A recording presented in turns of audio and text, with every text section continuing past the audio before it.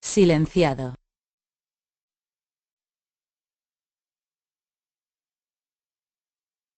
Sonido reactivado.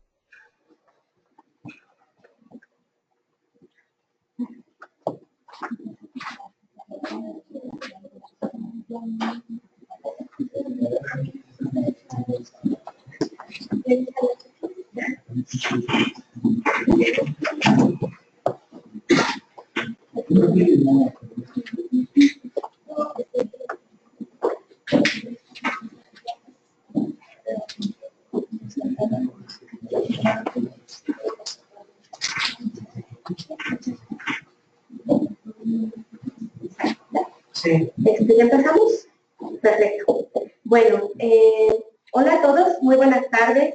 Les doy la más cordial bienvenida a todos aquellos que nos acompañan, ya sea de manera presencial o ya sea vía internet, a nuestra tercera conferencia que forma parte del ciclo de conferencias sobre valoración de servicios ecosistémicos en áreas naturales protegidas. Esta conferencia en específico lleva por título Bienestar, Crecimiento y Riqueza, los servicios ecosistémicos de las áreas naturales protegidas para el desarrollo económico.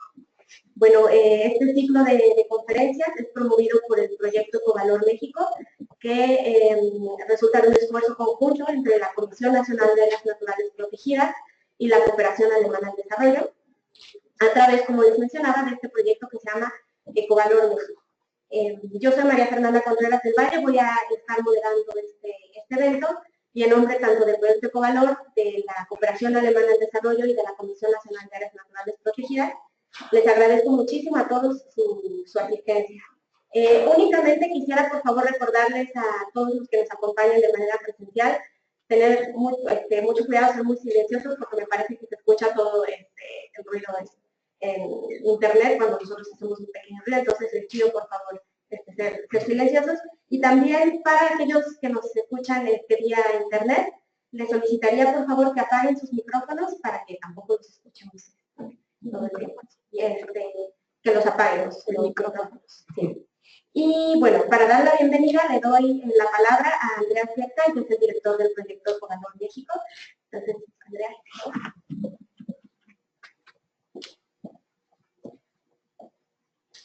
Muy buenas tardes a todas y todos. Me da mucho gusto que puedo inaugurar también esta tercera sesión del ciclo de conferencias, esta vez más enfocado también en el tema de la dimensión económica. Me alegro mucho que tenemos un grupo ilustre aquí de científicos para compartir con ellos el tema de los servicios ecosistémicos de las ANPs y su aparte para el desarrollo económico. Estamos en una temporada bien interesante en donde se está preparando para la reunión de las partes del Convenio de Biodiversidad que va a suceder en diciembre de este año en Cancún, donde se van a recibir casi 200 países trabajando el tema del Convenio de Biodiversidad. En este momento en Montreal se encuentran el comité científico y la semana que viene el comité de implementación del convenio, y bien dentro de estas discusiones de los preparativos para esa conferencia internacional en diciembre es siempre el tema también de integrar el tema de biodiversidad en los sectores productivos. De parte de nuestro proyecto Ecovalor que estamos realizando junto con la CONAM, es uno de los grandes temas también de cómo nuestro aporte específico sobre la valoración de servicios ecosistémicos en ANPs puede aportar también en este gran esfuerzo de integrar biodiversidad en los diferentes sectores productivos, y me alegra mucho que podemos dar también unos impulsos a través de este webinar. Agradezco mucho también el apoyo por el Instituto de Biología de la UNAM, que nos han prestado esta sala.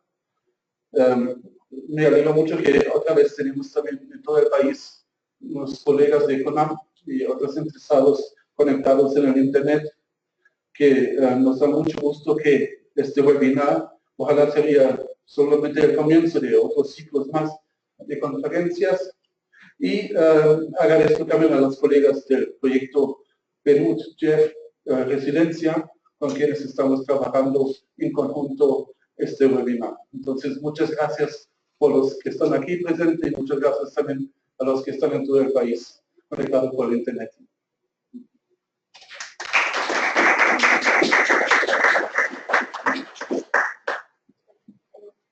Muchas gracias, Andrea. Nuevamente les recuerdo, por favor, a quienes nos escuchan vía Internet, que apaguen sus micrófonos, por favor, para que todos vamos a escuchar. Y bueno, ya entrados un poco más en el contexto de esta conferencia, cuyo título, les repito, es Bienestar, Crecimiento y Riqueza, los servicios ecosistémicos de las áreas naturales protegidas para el desarrollo económico. Como bien saben, forma parte de este ciclo de conferencias, esta es la tercera de ellas. Y bueno, las anteriores conferencias hemos platicado acerca del valor de las áreas naturales protegidas, no solo por el valor intrínseco, por el valor social que representan, sino porque también brindan servicios ecosistémicos, sus ecosistemas brindan servicios de gran importancia para permitir que se dé bienestar y el desarrollo económico, como bien lo mencionaba Andrea. Y bueno, no solo a nivel nacional, sino a nivel regional, a nivel local, a nivel internacional. Entonces, bueno, a pesar de que esta importancia, a pesar de que esta contribución es visible, es evidente, el valor que tienen estos servicios ecosistémicos, estas áreas naturales protegidas, es poco reconocido en la toma de decisiones, no solo en términos de las políticas públicas, sino en nuestro día a día, ¿no? No solamente en cuestiones de políticas y de la autoridad, sino también en nuestras decisiones de consumo, de producción, etc. Entonces, es así que una de las formas de hacer evidente este valor, una de las tantas que hay, es valorar la contribución que tienen los ecosistemas y estos servicios a la economía. Es importante mencionar, y lo vamos a ver con los ponentes, que ello no es poner un precio, valorar económicamente no es poner un precio, es analizar la contribución que tienen estos servicios ecosistémicos a la economía y al bienestar. Entonces, eso es de lo que va a tratar ahora la ponencia de nuestros tres ponentes. Y bueno, también es importante mencionar que para conocer esta contribución económica, también es de gran relevancia identificar y conocer cuál es el estado de los servicios ecosistémicos de los ecosistemas. Y con ello ya puede darse paso a tal vez realizar una valoración económica que pueda tener impacto en estas decisiones, en estas políticas. Entonces, para ello, el doctor Alonso Aguilar nos hará una presentación al respecto. El doctor Alonso Aguilar Ibarra tiene 20 años de experiencia en el análisis de la economía de los recursos naturales y el desarrollo sustentable. Él obtuvo el doctorado con mención honorífica en Ciencias Agronómicas por el Instituto Nacional Politécnico de Toulouse, en Francia, en 2004. Actualmente se desempeña como investigador titular del Instituto de Investigaciones Económicas en la UNAM, en la Unidad de Economía y Medio Ambiente, y es tutor y profesor del posgrado en Economía, donde ha impartido materias de Economía de los Recursos Naturales, Economía Ecológica, Economía Ambiental y Microeconomía. Ha fungido como coordinador académico del Diplomado de Especialización en Economía y Política Ambiental del IEP en la UNAM, y bueno, tiene varios capítulos en libros y artículos publicados en revistas arbitradas nacionales y extranjeras. Entre ellas se encuentran las estimaciones de valores monetarios para servicios ecosistémicos y para los impactos del cambio climático en la pesca mexicana. Ha sido consultor nacional e internacional en temas de economía y de recursos naturales. Antes de comenzar la ponencia del doctor Aguilar, quisiera también recordarles que a través de Internet, y aquí mismo en la sala, también pueden ir anotando sus preguntas, y todas ellas las contestaremos al final de las tres ponencias. Entonces, doctor Aguilar, pues, comienza su presentación. Muchas gracias.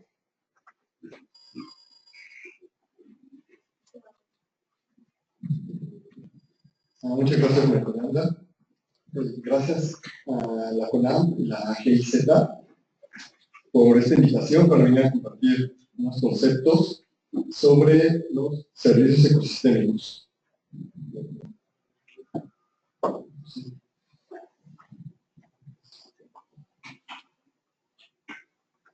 Que el objetivo de mi presentación es introducir la evaluación biofísica y el vínculo con la valoración económica para los servicios ecosistémicos. Y voy a comenzar con una definición básica que es el capital y que lo vamos a considerar como una reserva que va a recibir flujos y también va a emitir flujos. Es decir, cuando hablamos de un capital, por ejemplo, monetario, estamos hablando de una reserva de dinero en bancos, por ejemplo, en el cual va a entrar y va a salir dinero.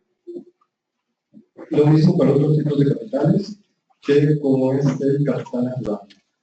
Entonces, el capital natural va a tener estas reservas en los ecosistemas y de los cuales va a haber flujos que van a entrar y que van a salir, que van a ayudar al mantenimiento y la estructura de los ecosistemas. Por ejemplo, si tenemos una reserva de agua en la atmósfera, hay un flujo que en forma de lluvia, por ejemplo, que llega a otras reservas, es decir, pasa de una reserva a otra. Tenemos aguas en ríos y lagos superficiales, por un lado, o la reserva de agua que está en los suelos, que son suelos, digamos, que en buena condición deben tener un cierto grado de humedad, para permitir otro flujo que va hacia los acuíferos.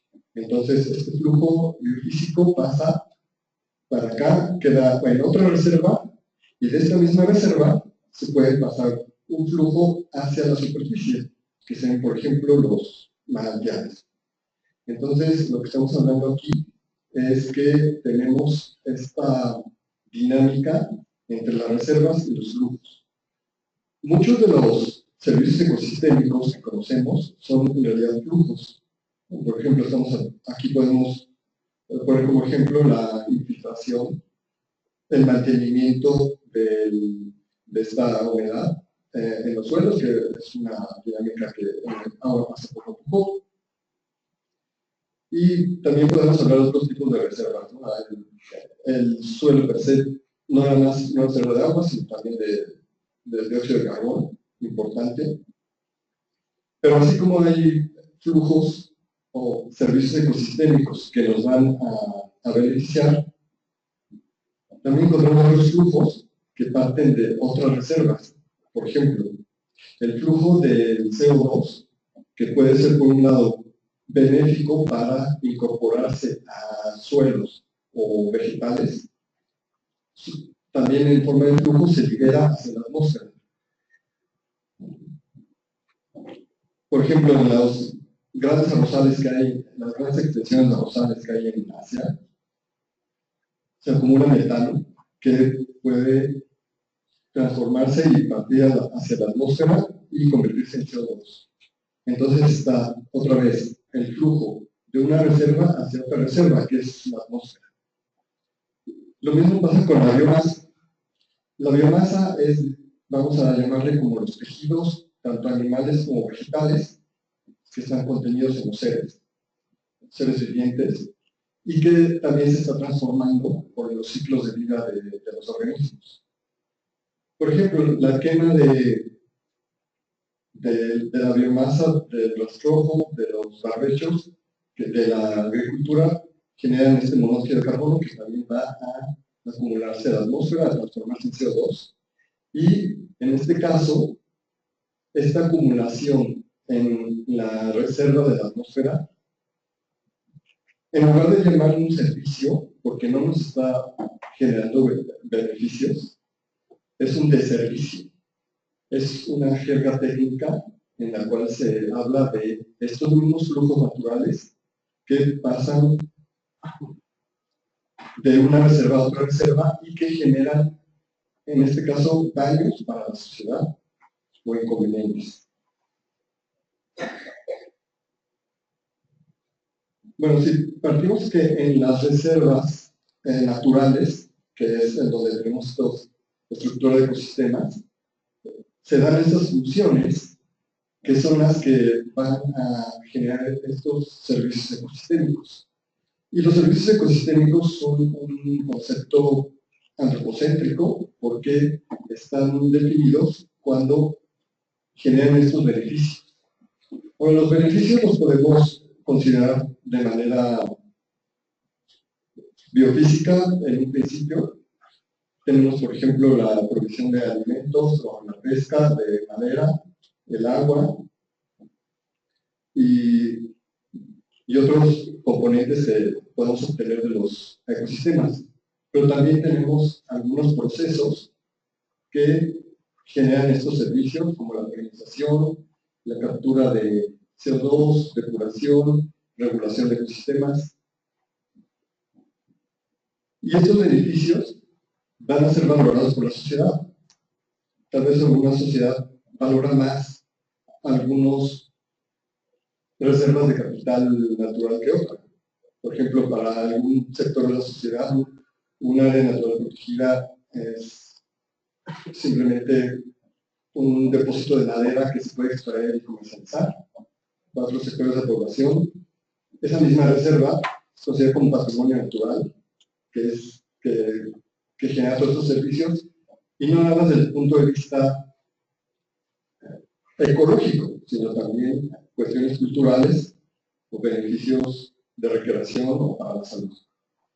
Entonces, estos beneficios van a ser valorados de una manera diferente para cada sector de la sociedad.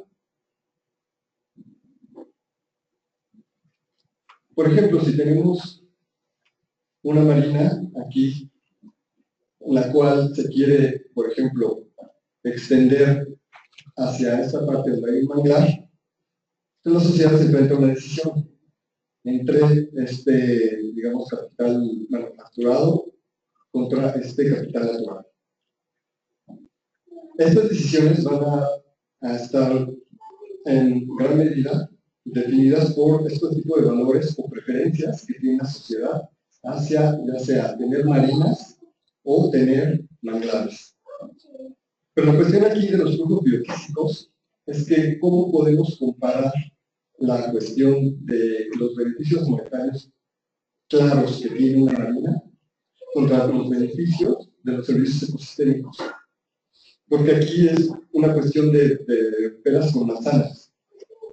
Porque, ¿cómo podemos decir a cuánto equivale perder una área de manglar por una marina en medidas de flujos físicos, de formación de suelo, de infiltración, de protección contra tsunamis, de áreas de alevinaje, es decir, donde crecen las especies marinas en sus primeras etapas de desarrollo biológico, o en cantidad de madera también podemos pensar, en cantidad de especies, es decir, estamos hablando de peras, manzanas, piñas, toronjas, melocotón chino, todos estos, contra los beneficios monetarios que tenemos contra la marina. Entonces, cuando estamos preocupados por un servicio ecosistémico en particular, tal vez no necesitamos una valoración económica como tal vez sí. Pero el sumar todos estos flujos biofísicos con diferentes unidades, necesitamos un solo índice comparable con el que tenemos aquí. Por eso, mis colegas que son expertos en el tema van a hablar de estas cuestiones o ejemplos para la evaluación monetaria. Para ello hay una serie de métodos que se emplean. Yo nada más los voy a mencionar porque tanto Daniel como Carlos van a hablar más a profundidad. Simplemente los quiero aquí mostrar como introducción. Hay una serie de métodos que van desde la oferta, es decir, la oferta de la madre naturaleza, la que nos da este capital natural y servicios ecosistémicos. Hay una serie de métodos basados en costos, otros que se pueden considerar como funciones de producción.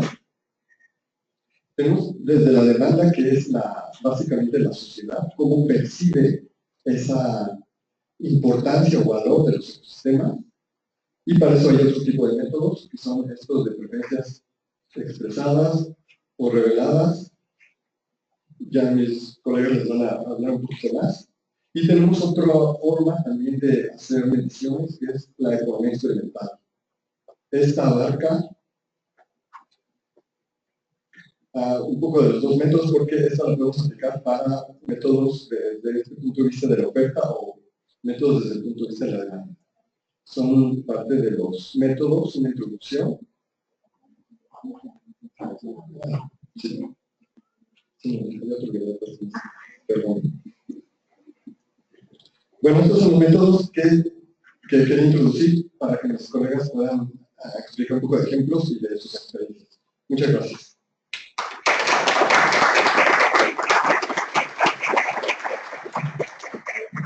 Le agradezco mucho, doctora Aguilar, por esta presentación. Como vemos, realmente antes de pasar a esta valoración económica, conocer los flujos de los servicios ecosistémicos es de gran importancia. Conocer cuál es la cantidad y la calidad de estos servicios ecosistémicos, cómo se encuentra el ecosistema, para después saber cuál es esa contribución que se tiene a la economía, ¿no? Y cómo estos contribuyen al desarrollo económico, a las actividades económicas. Antes de seguir, quisiera agradecer mucho nuevamente a toda su presencia aquí, y también a quienes nos escuchan vía internet, sobre todo a la Comisión de Ecología y Desarrollo Sustentable de Sonora, al Parque Nacional de los Mármoles, Unidad Académica Multidisciplinaria Zona Huasteca de la Universidad Autónoma de San Luis Potosí, al Parque Nacional Iztapopo, al Parque Nacional Juan Álvarez en Guerrero, a la Organización Civil Prisma en Puebla, al CUCTAD Gestores Ambientales, a la Red de Alianza para la Conservación Biológica e Identidad Cultural de la Ciudad de México y a la Reserva de la Biosfera del Vizcaíno. Muchos saludos, les agradecemos mucho de estar escuchándonos en la distancia.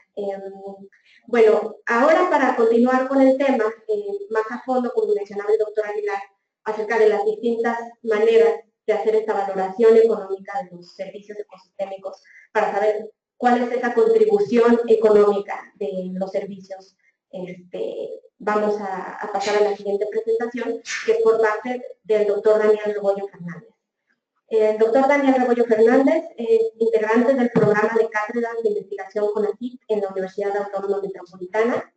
Él es doctor en Economía de Recursos Naturales y Desarrollo Sustentable de la UNAM. Él hizo una maestría en Economía del Medio Ambiente y Recursos Naturales en la Universidad de Maryland, y es licenciado en Economía de la Universidad Católica de Bolivia.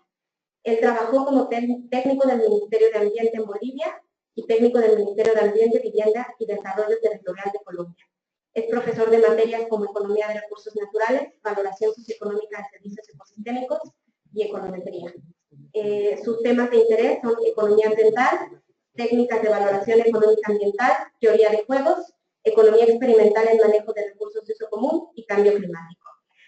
Nuevamente, les recuerdo, pueden ir elaborando sus preguntas, las pueden ir escribiendo y las resolveremos al final de las tres ponencias. Entonces, doctor Daniel, si gusta. Sí, buenos días. En primer lugar, un agradecimiento a la UNAM y a la IESA por la invitación. Y pues el tema que les voy a hablar ahorita es básicamente como algunas...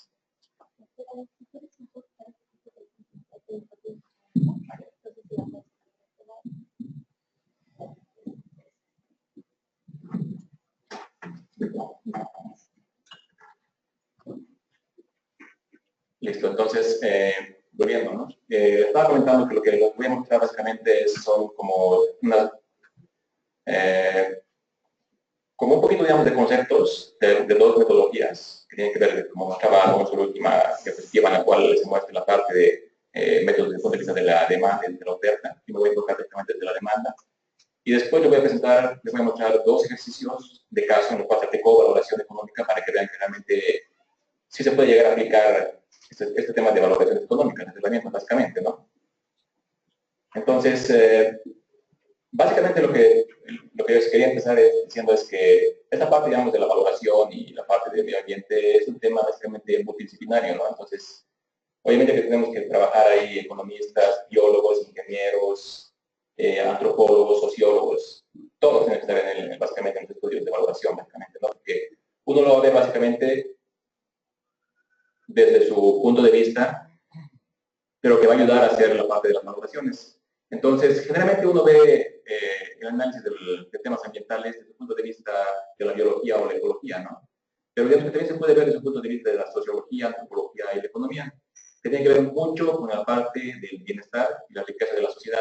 Para eso, básicamente, tenemos que hacer valoración, ¿no? O sea, para ver realmente cómo la gente valora estos servicios ambientales, no desde un punto de vista, a lo mejor, monetario, en el sentido de crear precios, sino más bien como un sentido de poder cuantificar en términos monetarios esos servicios ambientales para ver realmente ese valor que la sociedad le está dando y que como no tiene un precio en el mercado, a lo mejor uno puede pensar que no tiene un valor, ¿no? Entonces, como les comentaba Alonso, desde el punto de vista de la demanda, existen estas dos divisiones de los métodos, que son principalmente el primero que se llama valoración contingente y el otro que se llama costo de viaje y el de precios hedónicos. El de valoración contingente básicamente se hace como valoraciones económicas de aquellos bienes o servicios ambientales que te ofrece la naturaleza, que no tiene un mercado básicamente, ¿no? Entonces lo que uno trata de hacer es, a través de encuestas, como tratar de diseñar escenarios o mercados hipotéticos en los cuales, en el caso de la valoración contingente, se quiere hacer, como les decía, crear un mercado para poder, en ese mercado creado, ver cómo la gente valora el servicio ambiental que estamos poniendo bajo el análisis, básicamente, ¿no? En el caso de los costos de viaje y precios hedónicos, si bien no se tiene un precio o un mercado directo del servicio ambiental que estamos estudiando, básicamente se recurre a otro tipo de mercados que pueden estar muy relacionados con el servicio ambiental que estamos estudiando, ¿no? Por ejemplo, el caso del área natural protegida de Calakmul, ¿no? Entonces, pues, el área natural protegida de Calakmul nos da muchos servicios ambientales, básicamente, ¿no? Entonces, por ejemplo, uno podría recurrir a aplicar encuestas en el cual uno puede como crear algún mercado para poder cuantificar en términos monetarios ese mercado que estoy creando y cómo la gente valora el servicio ambiental que estoy poniendo en discusión, básicamente. Y en el caso, digamos, de los costos de viaje o precios hedónicos, uno podría tratar de estudiar una metodología que sea la de costo de viaje a través de los precios o los gastos que las personas tienen para poder llegar al parque, básicamente, ¿no? Entonces, uno indirectamente a través de ese mercado que es el viaje, del turismo, puede tratar de dar como ese valor, específicamente, por ejemplo, al parque natural, a la área natural protegida de Calakmul. Aquí lo importante también es, como les comentaba en un principio, es para qué se va a hacer la valoración económica, ¿no? No necesariamente se hace una valoración económica porque sí, ¿no? Sino que tiene que dar como una finalidad la valoración económica, ¿no? Y usted lo que quiere buscar con los estudios que están haciendo, ¿no? En este caso, por ejemplo, de la valoración económica, uno podría utilizarla para, por ejemplo, el diseño o influir en políticas públicas, ¿no? Entonces, más adelante vamos a ver dos casos de estudio que les voy a mostrar, donde se hizo la valoración económica, pero al mismo tiempo se generó, se trató de, digamos, como permear en la parte de política pública, ¿no? Como les digo, básicamente, quiero que quede claro eso de que hacer valoración económica no es poner un precio a los bienes y servicios ambientales, ¿no? Eso tiene que quedar súper claro y para la gente que se va a dedicar a valoración económica tiene que tener eso claro en la cabeza, ¿no? Porque generalmente uno dice, va a hacer valoración económica. Ah, no, tú le vas a poner precios a la naturaleza. Eso básicamente no es valoración económica, ¿no? Pero sin embargo, como dice ahí abajo, el no reconocer esos valores en términos monetarios puede llegar a que se haga un mal uso de los servicios ambientales, ¿no? Porque a fin de cuentas no se tiene un precio, ¿no? O sea, para tener un precio a lo mejor vamos a utilizar más del recurso, ¿no? Entonces, al crear esa parte de valoración, estamos queriendo dar en términos monetarios el valor que le está dando la sociedad. Entonces, les voy a presentar dos casos de estudio en los cuales se aplicó esta parte de valoración económica. El primero tiene que ver con el caso de Xochimilco, ¿no? Entonces, supongo que todos tienen idea de dónde queda Xochimilco y qué nos da Xochimilco desde el punto de vista de servicios ambientales. Xochimilco básicamente es una reserva que es estatal, ¿no? Es Ejidos de Xochimilco y San Gregorio Atlaculco, que fue constituida con decreto del 2006. Entonces, en este momento en Xochimilco, pues para los que vienen aquí en la Ciudad de México, existe un problema, ¿no? Que está en construcción esta autopista urbana oriente, que básicamente quiere pasar una parte de Xochimilco, ¿no? Entonces, lo que se tiene, digamos, en mente, o lo que dicen es que básicamente Xochimilco no es un lugar que te esté prestando servicios ambientales, que es un lote en la mitad de la ciudad que no te está prestando ningún servicio ambiental. Entonces, eso uno puede debatir y decirle, no, necesariamente, no, porque Xochimilco nos da otros servicios ambientales, ¿no? No solamente Xochimilco es trajineras e ir un fin de semana a tomar unas cervezas con sus amigos, ¿no? Xochimilco también te da otros servicios ambientales que están básicamente en esta parte, si están en la lámina, ¿no? Xochimilco nos da belleza escénica, nos da culturales, la parte de las chinampas, nos producimos alimentos, flores, tenemos el ajolote, se saca agua de Xochimilco de los pozos, secuestro de carbono, infiltración de agua, observación de aves, hay migración de aves, o sea, hay diferentes servicios ambientales que nos está prestando Xochimilco, ¿no? Entonces, digamos, si uno le pregunta eso a la sociedad, básicamente no tiene idea de estos servicios ambientales, ¿no? Lo único que hace Xochimilco es un lugar para ir a pasear.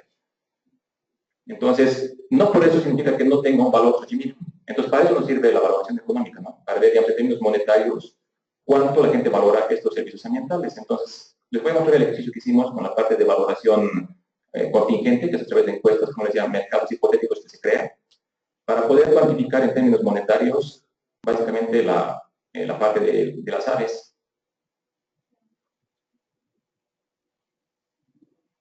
¿Qué pasa? Ya. Listos. Entonces, el ejercicio que les voy a mostrar, el primer ejercicio es esto, que es, le ponemos como título, el dinero vuela, valoración económica de la observación de aves migratorias en Xochimilco, ¿no? Entonces, datos de Xochimilco o de la observación de aves a nivel mundial. A nivel mundial en Estados Unidos hay 47 millones de observadores de aves, ¿no? O sea, fíjense la cantidad de observadores que hay en Estados Unidos. De estos, al año aproximadamente se genera o se mueve como 40.000 millones de dólares, y en Estados Unidos existen 9.8 millones de observadores que salen al año para hacer observación de aves a otros países, ¿no? Xochimilco, pues como sabemos, está en el centro de la Ciudad de México, y en Xochimilco se tiene aproximadamente 202 especies, 90 especies son migratorias, principalmente el pelícano blanco y el cormorán. Entonces, si se fijan, Xochimilco es un lugar especial para la migración de aves como lugar que vienen a descansar las aves, ¿no? Para hacer el recorrido. Entonces, uno, ¿cómo puede tratar de mostrar eso en términos económicos, digamos, el valor de que la sociedad le puede dar a esto? Básicamente se hizo un ejercicio de valoración contingente que es como crear un escenario en el cual tratamos de testear, digamos, a la gente que es observadora de ave, ¿cuánto estaría dispuesta a pagar por conservar Xochimilco como un lugar de migración de aves, ¿no? Entonces se aplicaron las encuestas con observadores de aves, tanto internacionales como nacionales, se hizo el ejercicio y se calculó estos valores, ¿no? Se hizo 734 encuestas, 358 nacionales, 376 internacionales, y el ejercicio final nos concluyó en que se puede hacer Xochimilco, que la disponibilidad a pagar a nivel nacional, de las personas observadoras nacionales, es de $80 al año, ¿no? Y en cambio de los internacionales están dispuestos a pagar $290 al año, ¿no? Por ese servicio ambiental que es de observación de aves, ¿no? Entonces, fíjense, digamos, un servicio ambiental, o sea, hemos creado un mercado para poder cuantificar en términos monetarios ese valor que la sociedad le está dando a ese mercado de observación de aves, ¿no? Entonces, por ejemplo, yo puedo ir desde el punto de vista de política pública y mostrar estos resultados y decir, oye, contra la construcción de la carretera, ¿no? O sea, no necesariamente voy a ir a decir, no se va a hacer la carretera, ¿no? Pero puedo ir a decir, oye, mira, se ha hecho el ejercicio en el cual estamos viendo que la gente, o sea, la sociedad valora en esto este servicio ambiental, que es la observación de aves, básicamente, ¿no? Entonces, tenemos un dato más, una herramienta más para el tema de políticas públicas, ¿no? Ese es un caso que les iba a mostrar. El otro caso que les voy a mostrar que se llama implementación de reservas marinas en Isla Natividad, mejora el bienestar de los pescadores. Entonces, es un trabajo que hicimos ahí igual con la cooperativa de Isla Natividad. Isla Natividad pertenece o es zona núcleo de la reserva de la biosfera del Vizcaíno, ¿no? Entonces, es un área natural federal. Entonces, para que vean que también se aplicó desde un punto de vista federal el ejercicio, ¿no? Fue instituida en 1988 con el decreto, ¿no?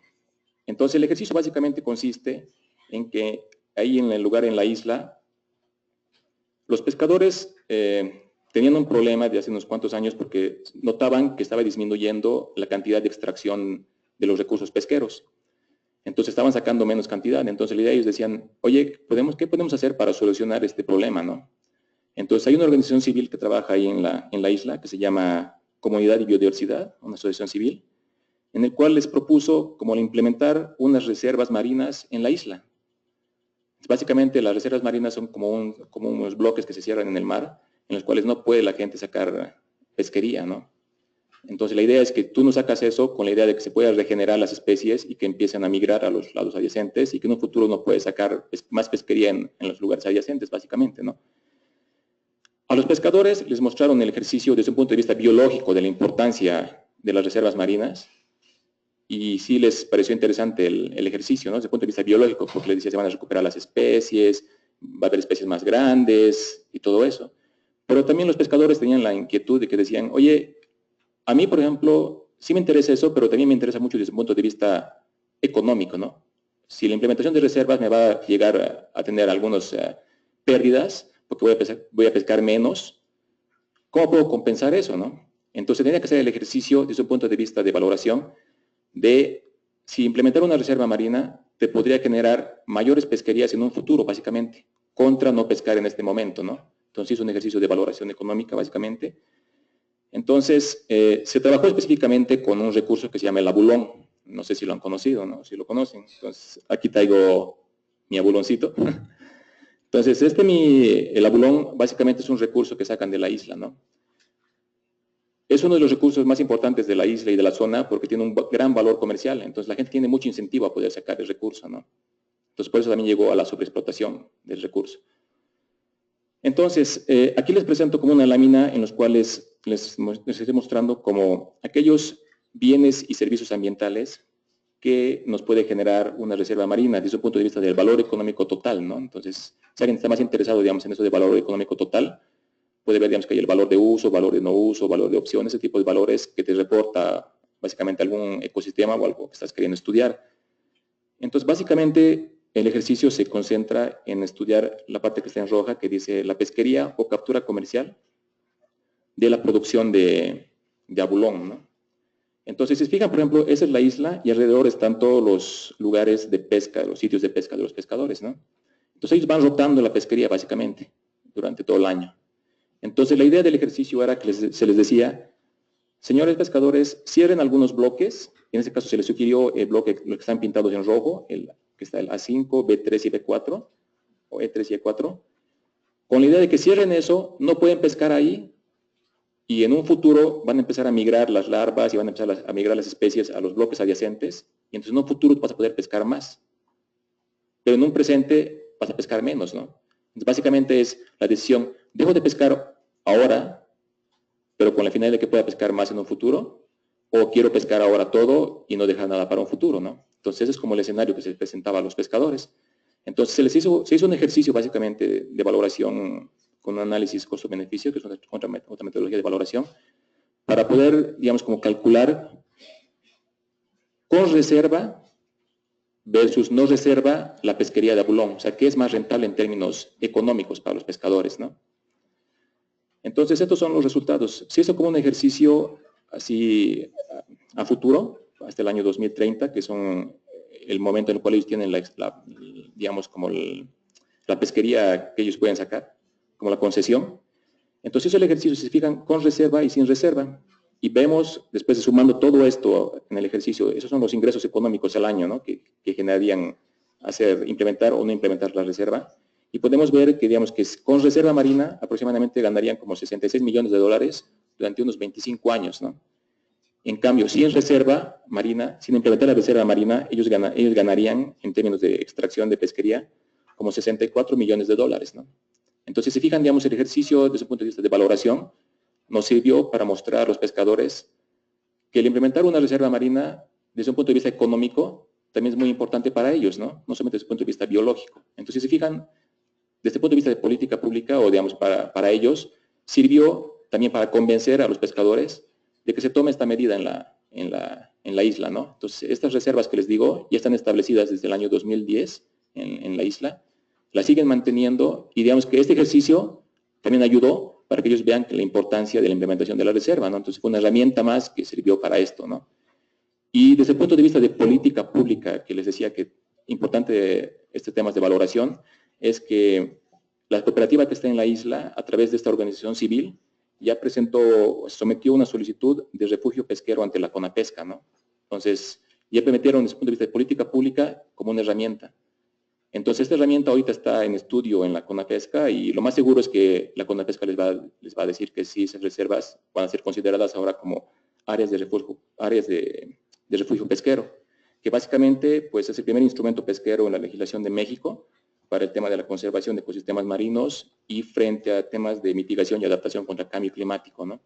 Entonces, si se fijan, digamos, la valoración económica en los dos ejercicios que hemos visto, se han hecho la valoración económica, se ha cuantificado en términos monetarios los servicios ambientales, algunos servicios ambientales, pero que también sirvió, desde su punto de vista, para tener algún resultado desde el punto de vista de política pública, ¿no? Entonces, es lo importante que también tienen que tener en cuenta, ¿no? Que cuando uno hace valoración económica, necesariamente es para ver cómo puede haber alguna influencia en política pública. Entonces, muchas gracias. Esos son los dos casos que tenía y un poquito como de teoría, ¿no? Si alguien está más interesado en teoría, pues puede dar una revisada de los demás métodos para que vean que es un poco más técnico, ¿no? ¿Listos? Muchas gracias.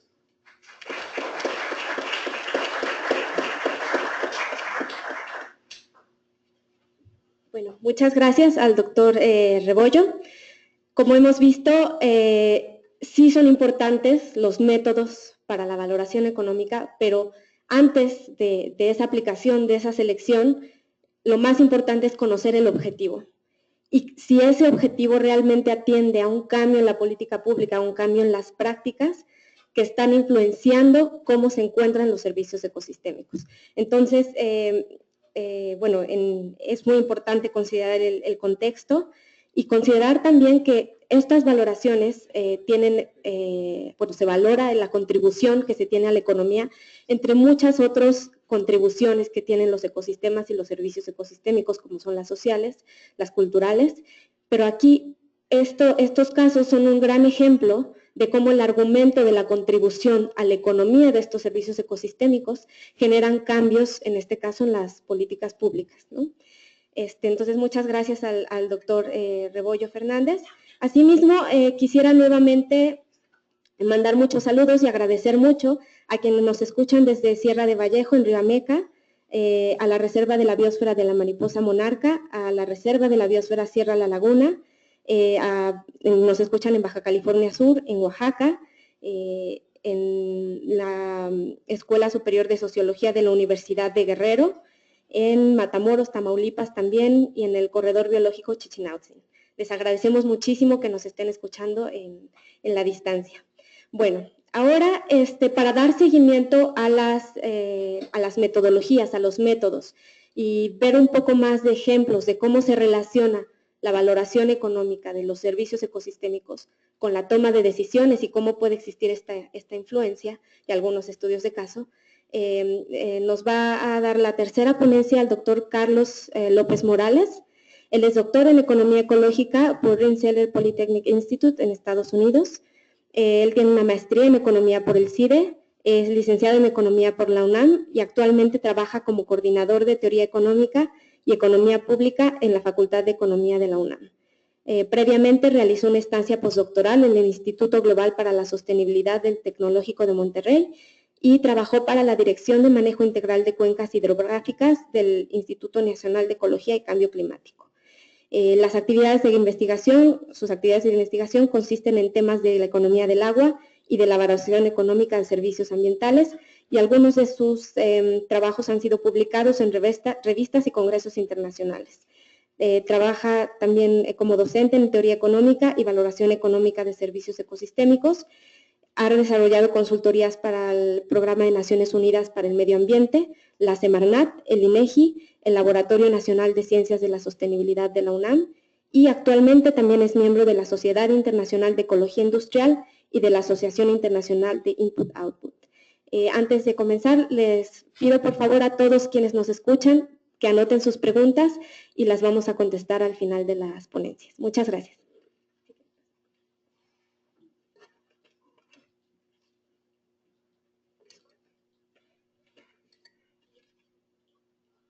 Bueno, gracias por la invitación a la CONAM y a la GIZ para venir a hablar, y gracias también a los compañeros por tan buenas presentaciones y tan claras.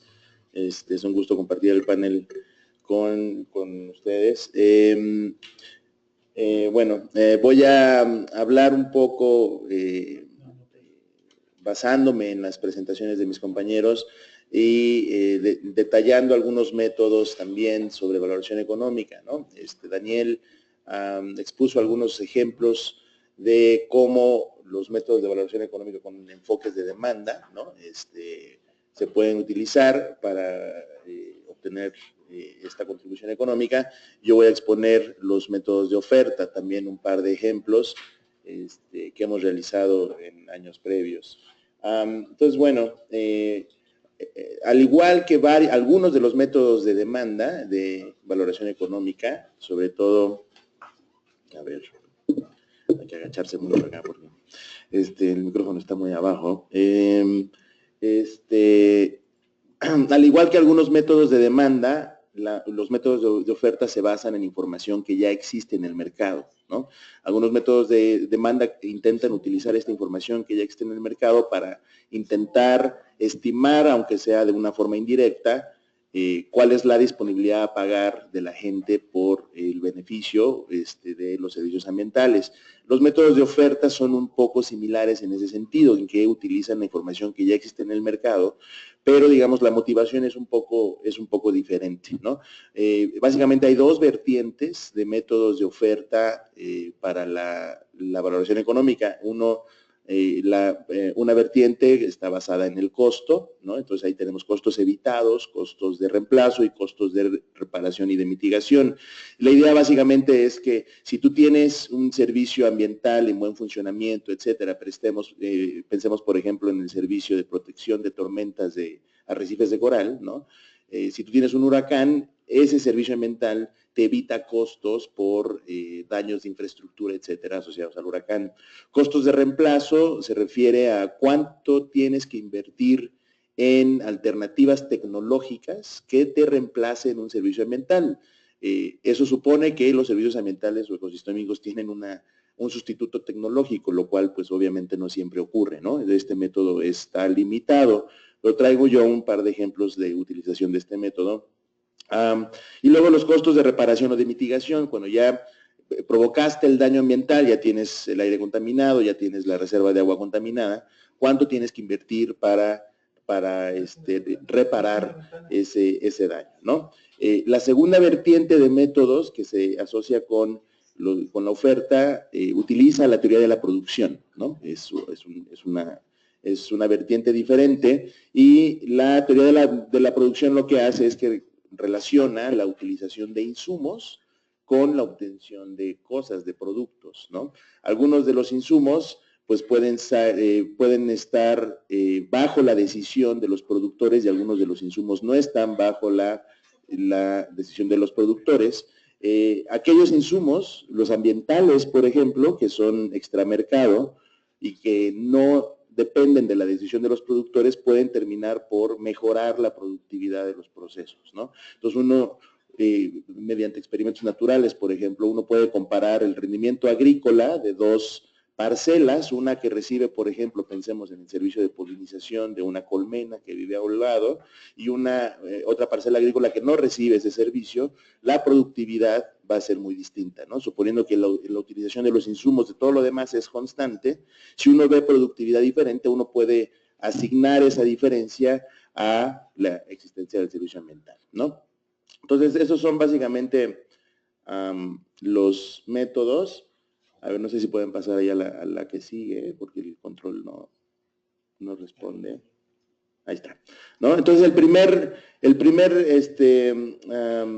método que voy a mostrar es una combinación de costo de reemplazo, el método de costo de reemplazo con el de productividad, para estimar los costos económicos asociados a la erosión del suelo en México, ¿no?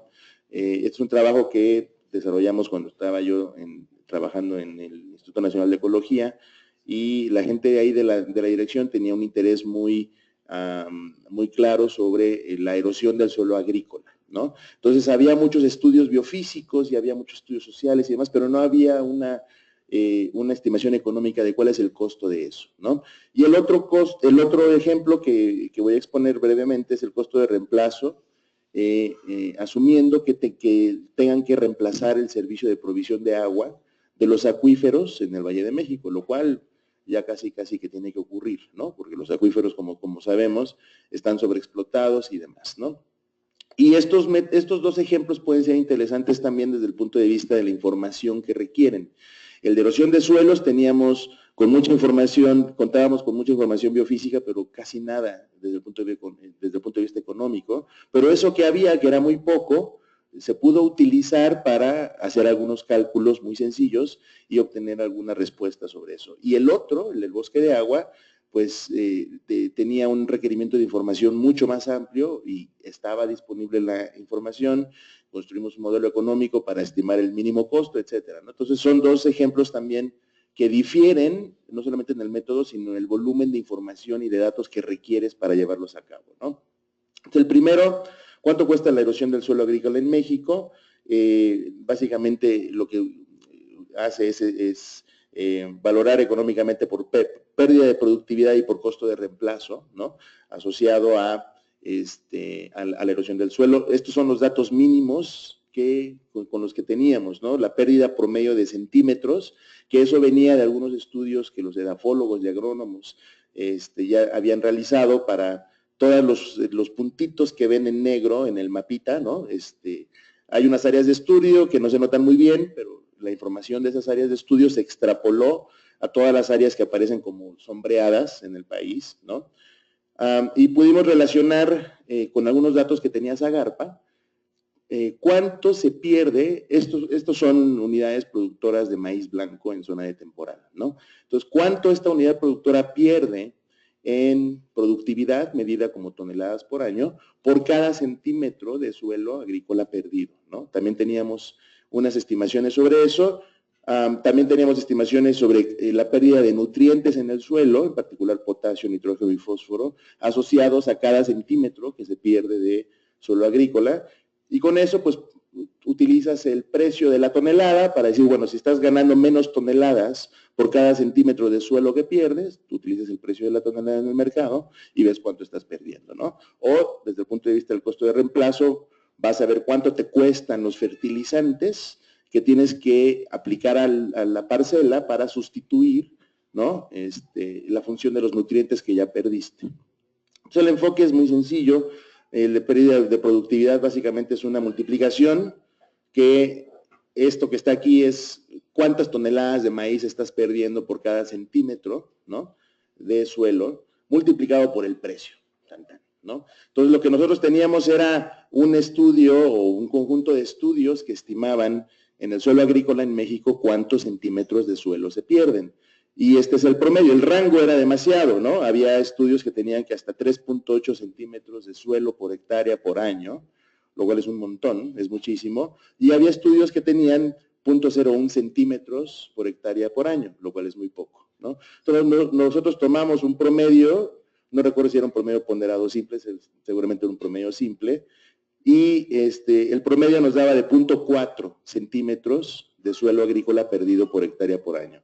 Eso lo asociamos con estas dos líneas que están aquí, que miden con escenarios de la Zagarpa cuántas toneladas pierdes tú de productividad de maíz por cada centímetro que pierdes, ¿no? Entonces hay un escenario conservador que dice que son 0.15 toneladas y un escenario crítico que son 0.30 toneladas. Entonces tenemos dos casos. Luego se multiplica nada más esas toneladas por el número de suelos, lo multiplicas por el precio y llegas a estos datos que están aquí, ¿no? Entonces, básicamente es un rango que dice que por cada centímetro, dada la pérdida promedio de centímetros de suelo perdidos en México, el costo de eso está entre los $16 y los $32 por hectárea, ¿no? Esto es por cada una de las hectáreas. Ahora, ¿eso es mucho o es poco? Pues depende contra qué lo compares, ¿no? Si ustedes lo comparan contra lo que cada productor recibe de Procampo, por ejemplo, el apoyo promedio que les da a Procampo, pues es más o menos el 50%, ¿no? De lo que Procampo da. El otro ejemplo es, me tengo que apurar. El otro ejemplo es el costo de reemplazo de fertilizantes y de nutrientes. Entonces, había una estimación de cuántos nutrientes se pierden por centímetro, y entonces uno va a los fertilizantes, la urea, superfosfato, en fin, ¿no? los productos que están en el mercado de los fertilizantes, que tienen un precio, y uno sabe cuánto tienes que invertir en esos fertilizantes para sustituir el servicio de los nutrientes. Y eso dio estos números que están aquí, ¿no? Para sustituir nitrógeno, $6 por hectárea, para fósforo 9 por hectárea, potasio 6 por hectárea, para un total de $22 por hectárea. Entonces luego uno puede sumar las dos cosas, que es lo que hicimos acá. Entonces tenemos el rango de pérdida de rendimiento más el costo de reemplazo de los nutrientes y daba un total de entre 40 y $55, ¿no? Por hectárea por año. Aquí está el monto de Procampo, ¿no?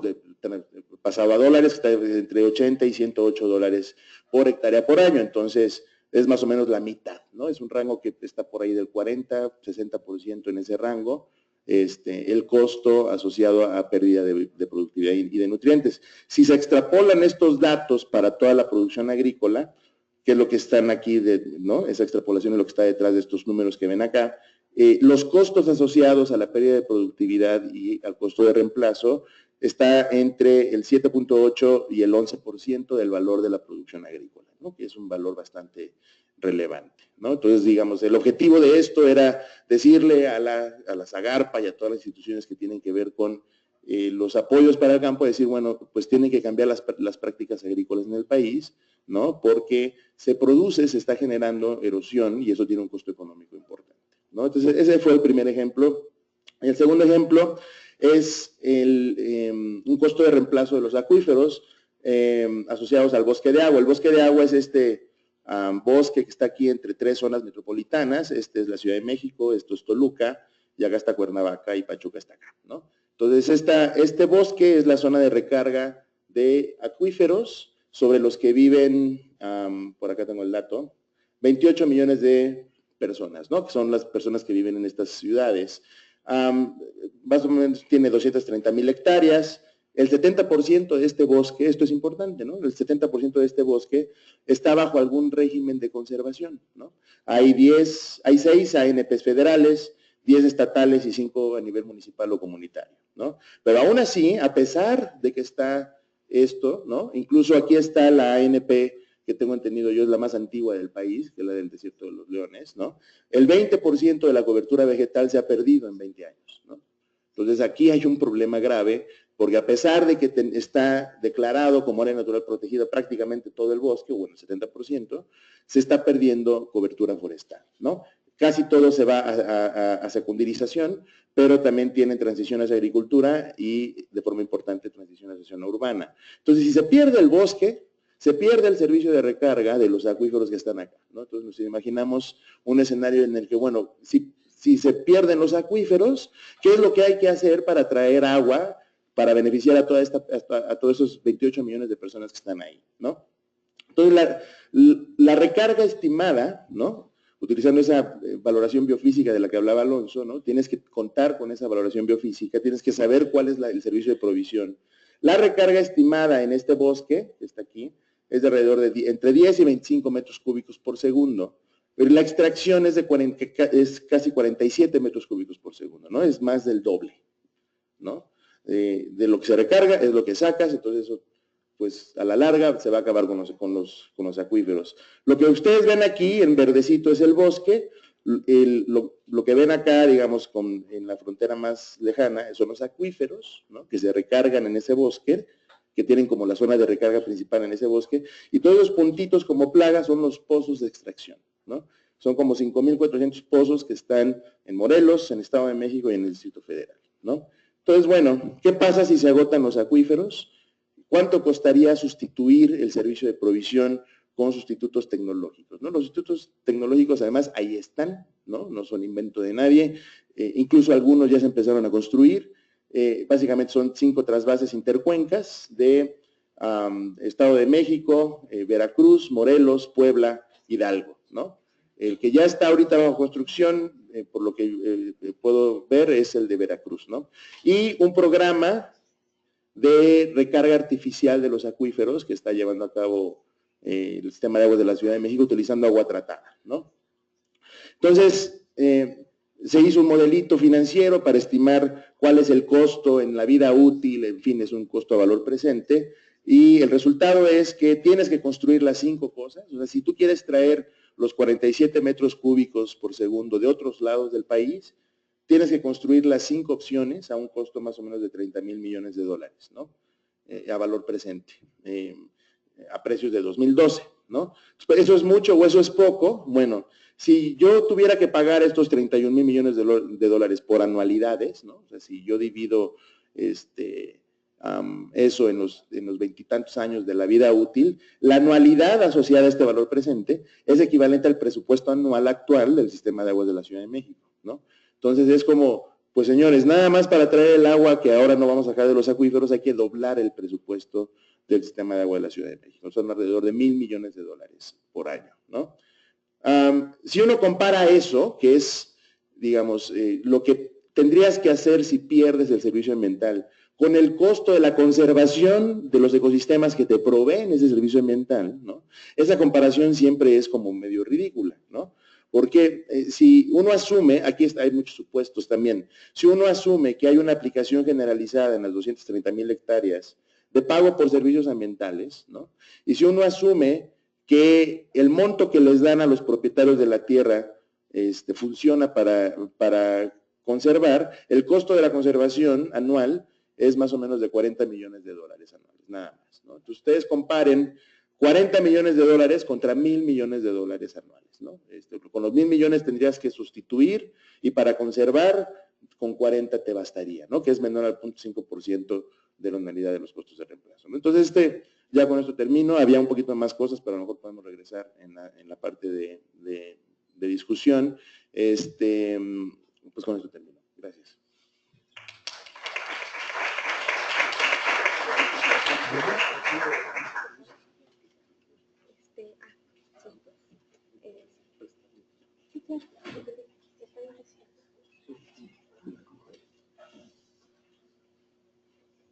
Bueno, agradecemos mucho al doctor Carlos López Morales por esta ponencia.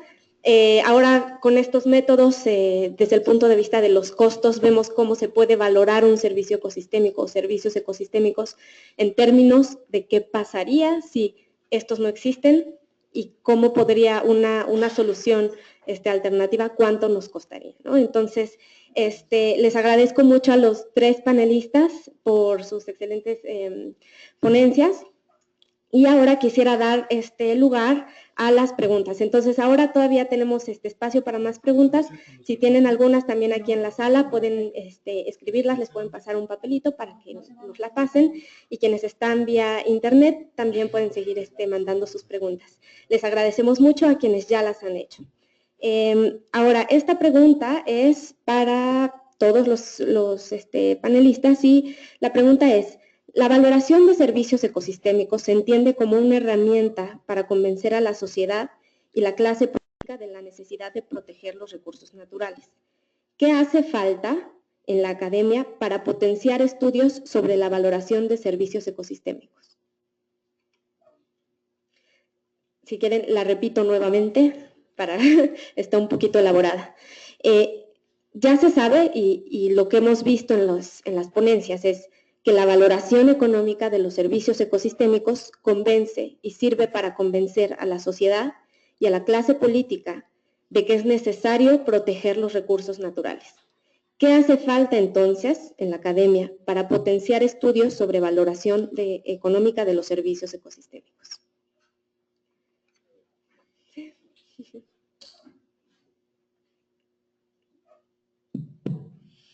Bueno, es una pregunta medio difícil. Bueno, no difícil, pero compleja. Yo diría que hacen falta al menos 2 cosas. Por un lado, necesitas gente que se haga esa pregunta, ¿no?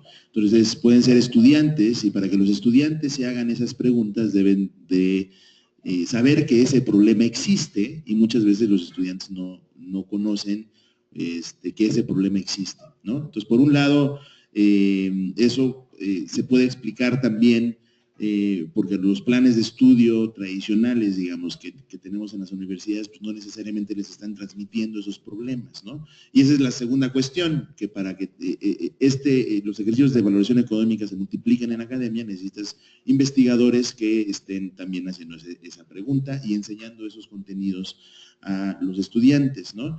Ahora, ¿qué necesitas para que las dos cosas como que mejoren o se multipliquen? Pues necesitas, no sé, necesitas cambios, yo creo, desde mi punto de vista, cambios en la estructura tradicional de la enseñanza, ¿no? Porque está muy compartimentalizada, ¿no? Entonces, necesitas promover más la multidisciplina en los estudiantes para que conozcan los estudiantes que, bueno, pues el medio ambiente, ¿no? No es una cosa que nada más hacen los biólogos o los ecólogos, sino que también tiene una dimensión económica y social importante. Y necesitas, pues, ampliación de recursos, porque los recursos, o sea, no puede existir eso si la señal desde el manejo del presupuesto federal es de recorte a ciencia y demás, ¿no? O sea, como debe existir expansión, programas científicos, becas, qué sé yo, para que esto florezca con mayor fuerza. ¿Alguno más quisiera contribuir, por favor? Sí, totalmente de acuerdo con lo que dice Carlos, pero también yo creo es también como la misma formación que tiene cada uno, ¿no? Porque generalmente, digamos, cuando uno es biólogo, solamente se va a dedicar a temas de biología, ¿no? Y cuando es economista, por ejemplo, solo se dedica a ese tema, ¿no? Entonces, tampoco no hay desde el punto de vista de la formación de cada uno también, como ver que el biólogo también se puede dedicar a cosas de valoración, o el economista también se puede dedicar a cosas de biología, ¿no? Porque generalmente eso pasa, ¿no? Que, digamos, hay una reunión o algo, son 10 biólogos, llega un economista y generalmente es, oye, ¿el economista qué está haciendo aquí, no? O al revés, ¿no? Somos 10 economistas, llega un biólogo y decimos, oye, ¿qué está haciendo aquí el biólogo, no? Entonces, yo creo que también es como también abrir la mente entre todos, que son temas multidisciplinarios, como les comentaba, ¿no? Perfecto. Bueno, la siguiente pregunta. ¿Cómo pueden las áreas naturales protegidas hacer uso de la valoración económica? ¿Cómo podría ser útil para las áreas naturales protegidas la valoración? ¿Y qué impacto puede tener en las políticas esta valoración económica? ¿Qué cambios podrían esperarse al aplicarse? A ver, pues también tampoco está fácil. No, lo que yo pensaría es que ¿cómo puede la valoración económica ser una herramienta útil para el sistema de áreas naturales protegidas y para promover la conservación? Pues de varios modos. Por un lado, por ejemplo, desde el punto de vista de la valoración biofísica, si uno tuviera cubierto de un modo exhaustivo y uno supiera, dame un área natural protegida y yo te voy a decir cuáles son los servicios ambientales más importantes allí, desde el punto de vista biofísico, pues eso establece prioridades de conservación, ¿no? Entonces, en algunas áreas naturales protegidas puede ser, qué sé yo, servicios hidrológicos. Otras. Un momentito, por favor, porque no está funcionando la transmisión. Entonces, ¿ya? Perfecto. ¿Ya? Sí, seguir, por favor. Aquí estaba diciendo. Gracias. Habrá áreas naturales protegidas para las que los servicios hidrológicos sean los más importantes, habrá otras que sea la biodiversidad, habrá otras que sea el turismo, habrá otras que sean, ¿no? Entonces, los servicios de valoración económica pueden establecer prioridades, ¿no? En cuanto a cómo deben constituirse los planes de manejo, por ejemplo, de las áreas naturales protegidas. ¿Qué aspectos son los que van a tener como más importantes? Yo creo que eso puede ser, ¿no? Una actividad interesante. Gracias.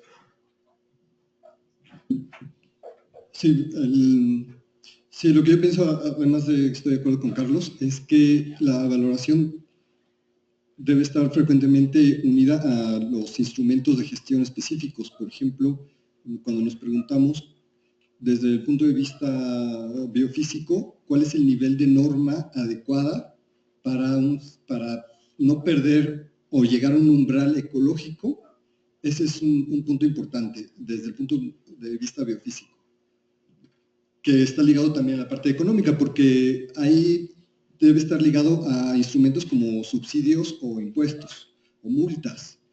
¿Cuánto es lo que debe de pagar un yate gigante que acaba con un arrecife en la costa? ¿Cuánto debe pagar?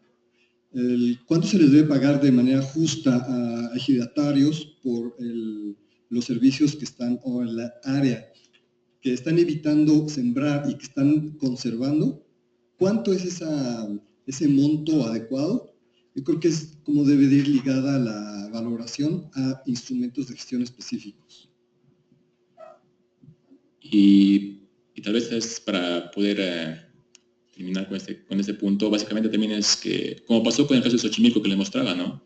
Que básicamente, segundo que no está metido en áreas naturales protegidas, a cualquier ciudadano, pues te dice, realmente esas áreas naturales protegidas, ¿para qué nos sirven, no? Son lugares ahí que no les estamos dando utilidad.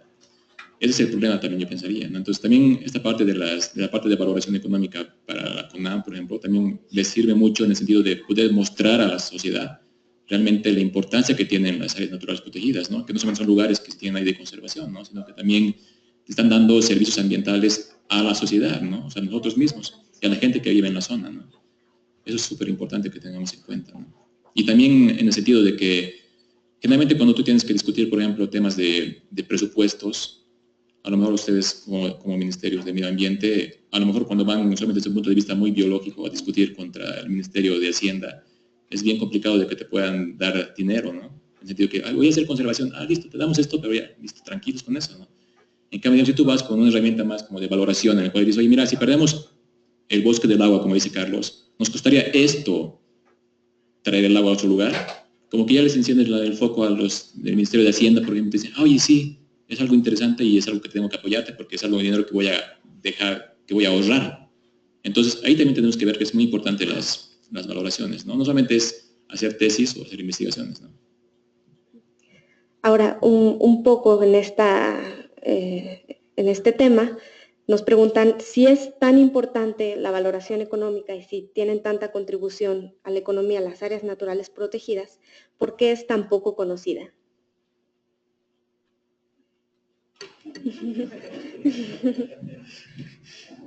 Pues poco conocida, no sé qué tanto es tantito, ¿no? O sea, yo recuerdo un ejercicio con unos estudiantes hace unos años,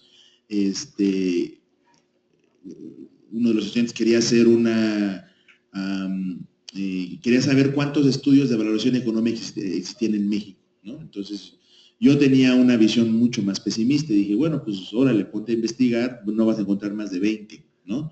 Y pues así pasó un poco el tiempo y a los meses llegó con más de 150 estudios, ¿no? Entonces, para mí fue una sorpresa un poco, pues, eso. Entonces, yo no diría que, por lo menos para la gente que tiene algún interés en ese tema, sea un asunto desconocido. A lo mejor es un asunto desconocido para la gente que no tiene un interés en ese tema, pero entonces ese ya es otro problema, ¿no? Porque eso tiene que ver con las preferencias de las personas con respecto a los temas ambientales y, por desgracia, todavía la mayoría de la población no tiene una sensibilización explícita sobre el asunto de la conservación y los servicios ambientales y demás, ¿no? Entonces, yo creo que el hecho de que los asuntos de valoración económica y que no estén todavía tan incorporados en la toma de decisiones de política pública como deberían de estar, no es porque la valoración sea mala o qué sé yo, ¿no? Además también es un campo relativamente nuevo, pero también es porque la gente todavía no tiene esa sensibilización, ¿no? Yo creo, por lo menos en México, en otros países sí puede haber ejemplos en los que la valoración económica se pueda llegar a utilizar en la política pública de un modo más fuerte, ¿no?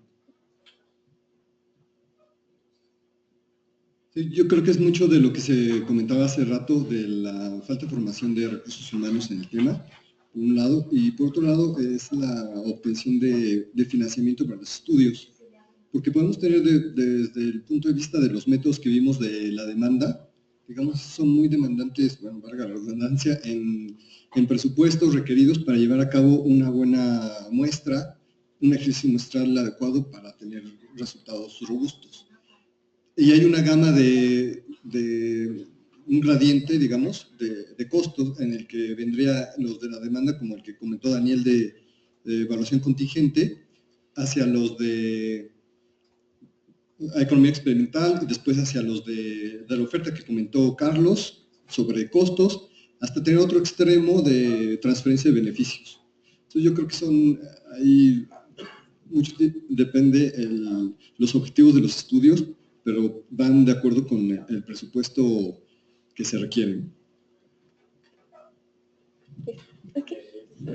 Igual, para cerrar, digamos, también el punto es que a lo mejor uno piensa que no hay estudios de valoración, ¿no? Pero como dice Carlos, sí existen estudios de valoración en las universidades. Si tú entras a buscar, por ejemplo, tesis, sí te vas a encontrar con estudios de valoración, que a lo mejor solamente están ahí y nadie más los va a ver, pero sí existen estudios de valoración.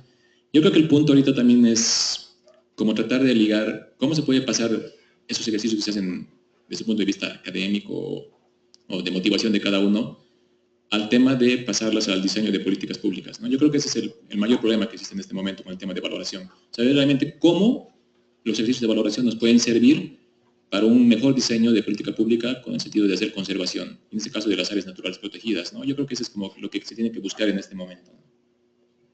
Ok, muchas gracias. Tenemos acá una pregunta más con respecto a la parte política. Dice, reconozco que la investigación en torno a valoración económica pretende traducir la importancia ecológica al saber de la economía. Me preocupa dejar abierta la opción de que existe una solución técnica, científica y o económica en un país donde el presupuesto federal se achica cada vez más, así como sus recursos naturales. ¿Qué opinan sobre esto?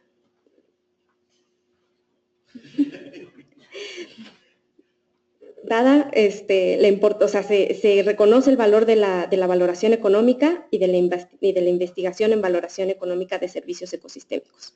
Dado este contexto en el que el presupuesto federal se hace más pequeño y los servicios ecosistémicos, la naturaleza está bajo presión, ¿cómo la valoración económica puede contribuir en esto, ¿no? Porque se necesitan recursos, se necesita prestar atención al tema, pero realmente el presupuesto es menor y los recursos para hacerla y llevarla a cabo es menor. Entonces, ¿qué solución se puede dar a esto o qué opinión tienen sobre esto?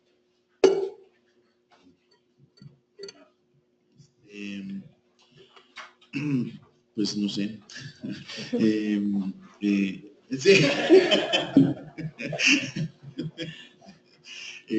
No, en efecto, yo creo que esta pregunta hace referencia a un tema muy importante y que debe ser muy, muy preocupante. En mi punto de vista, yo noto un cierto cambio muy sustancial en la política federal de conservación y en general del sector ambiental en esta administración con relación a las administraciones pasadas. Los ecosistemas se siguen degradando, etcétera, y lo poco que se había avanzado en muchos aspectos, en muchos campos, pues no necesariamente se ha seguido impulsando en los últimos años. Entonces, ¿qué hacer ante eso? Pues es un problema muy complejo, porque eso depende de quiénes son los que están tomando las decisiones importantes en la administración federal, y eso depende de quiénes votan por ellos, y eso depende de el grado de movilización de la ciudadanía para eso, ¿no? ¿Por qué menciono eso? Porque en situaciones de esa naturaleza, en que el medio ambiente se degrada y los ecosistemas se degradan y la política pública no está respondiendo, haciendo una asignación de presupuestos adecuada para atender eso, ahí hay un vacío, ¿no? Hay un vacío que que uno esperaría que se llenara con la sociedad civil organizada, por ejemplo, ¿no? Yo noto que en México el movimiento ecologista, el movimiento ambientalista es muy débil, está muy desestructurado, no es muy visible, etcétera, y a lo mejor ese movimiento ambiental es el que debería estar, por un lado, difundiendo la problemática al resto de la sociedad para que el resto de la sociedad prestara atención de que este problema existe, y por otro lado, como sentando a la mesa a los tomadores de decisiones y decir, pues no vas a construir la mina, no vas a tirar el manglar, no, etcétera, como poniendo también un poco de contrapeso a la toma de decisiones en ese sentido, ¿no? Y yo creo que el movimiento ambiental mexicano no es muy sólido y no es muy fuerte, y una de las medidas de que eso existe es que existe un partido verde ecologista mexicano con la naturaleza que tiene, ¿no? Que conocemos.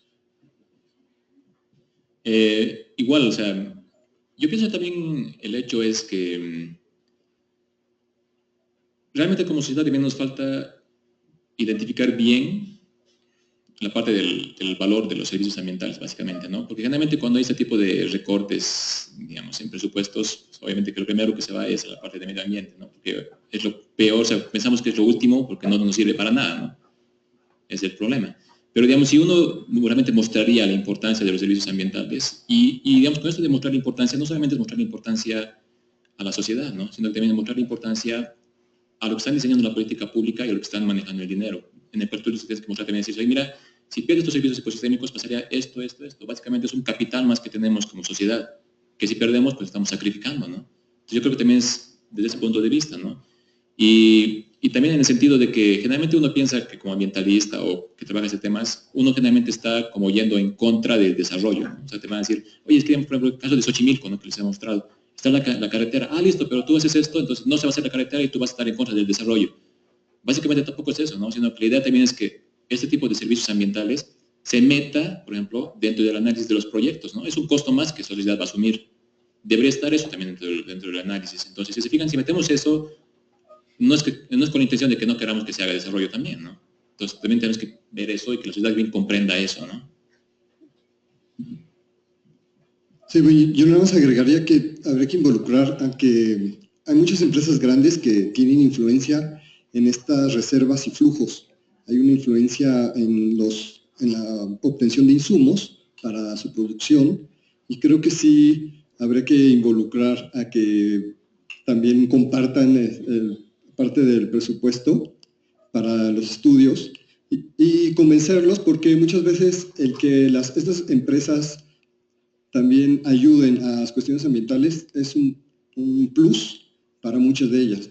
Ya se están manejando muchas empresas que están hablando de programas no nada más ambientales, sino también sociales, más sociales, pero se podría involucrarlas más.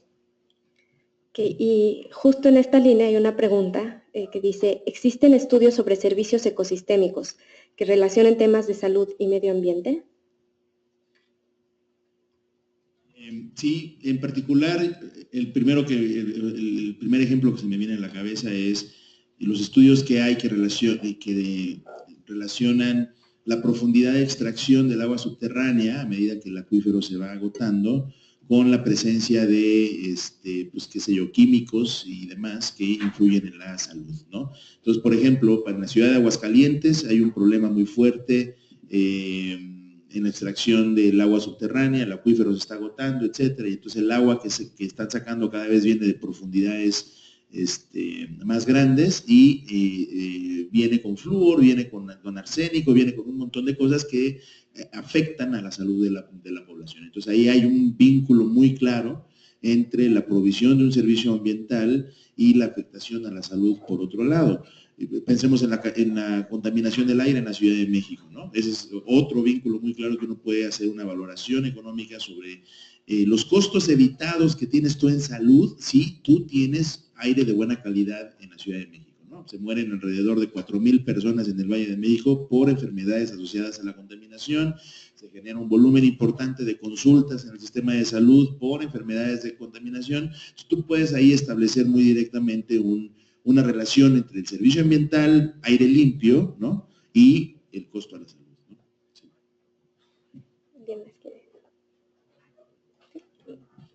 Yo les quiero recordar los tipos de métodos que presentamos. La función de daño es un método que se utiliza mucho para esta cuestión para ligar cuestiones epidemiológicas, sobre todo en calidad del aire, efectivamente, y en términos monetarios. Entonces, ese método de función de daño es muy utilizado específicamente para cuestiones de salud.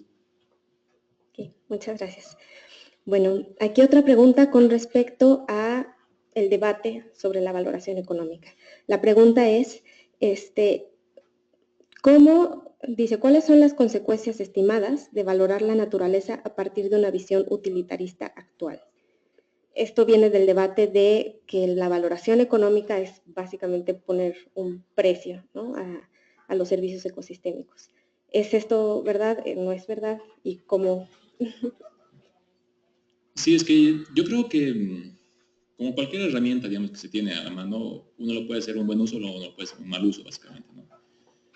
En sentido de la valoración económica, o sea, como vuelvo a remarcar y como estaba en la diapositiva y como dijo Alonso y como dijo Carlos, básicamente no es poner un precio a la naturaleza, ¿no? Porque generalmente cuando uno viene el tema de valoración, estás hablando con una persona, generalmente te dice, oye, pero tú estás poniendo un precio con la idea de que tú quieres vender, quieres comercializar y quieres acabarte con los recursos naturales, ¿no?